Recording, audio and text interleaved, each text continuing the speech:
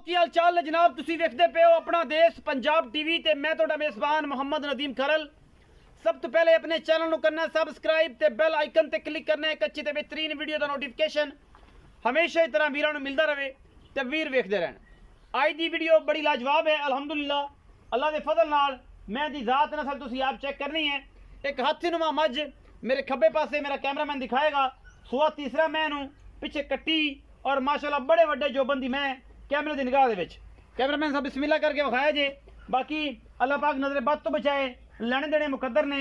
मैं माशाल्लाह चौड़ी 3 फुट मगरों और चंगा साह ने अल्लाह के फजल नाल सोहना थन माशाल्लाह पूरी और जनाब चंगी मज इंशाल्लाह। मेरी तो गिठ भी नहीं पूरी आंदी खुडे ते जनाब और मगरू 3 साढ़े 3 फुट चौड़ी और ओडी तकड़ी मज अल्लाह के फजल नाल कोई वादा घाटा नहीं किसी किस्म का माशाल्लाह।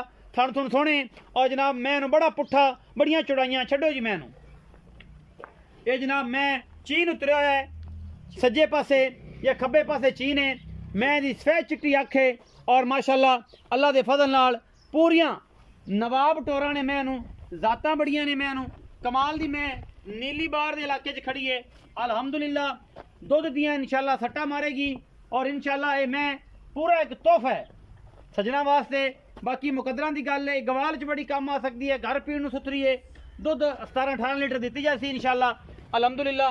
चंगी चौड़ी बेड़े जड़ी मैं हाथी नुमा मज और माशाल्लाह वो गल्लां नहीं करनियां जे लोगों ने दिल आजारी होवे, सजना भरावां दी दिल आजारी होवे।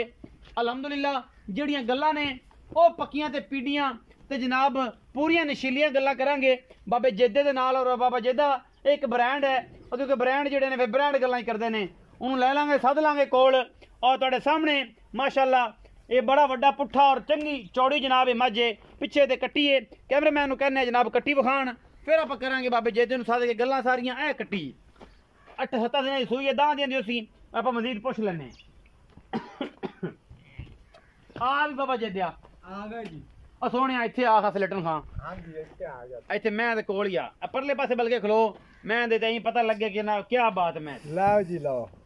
अस्सलाम वालेकुम। वालेकुम सलाम। बाबा जेदिया की हाल है? ठीक ठाक जी। तगड़ा है बुजुर्गा? तगड़ा। सारी खैर मेर सारी खैर बच्चे सेहत सारी खैर में सेट।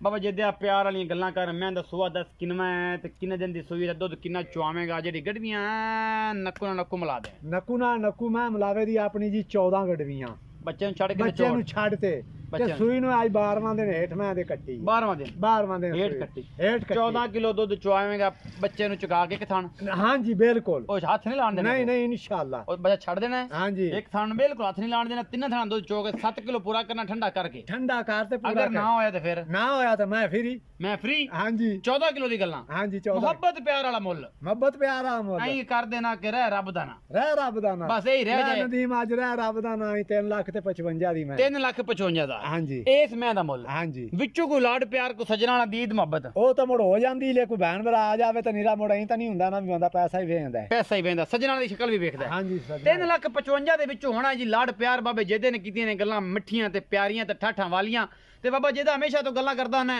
एक बड़ी प्यार वाली गल करना जंद जे सजना नु सुना दे ते आपा जनाब दिल भी राजी ते रूह भी राजी ते सज्जन भी राजी। हां जी आई लव यू सारे बेलियां नु आई लव यू सारे बेलियां। आखो जी चैनल नु करो सब्सक्राइब।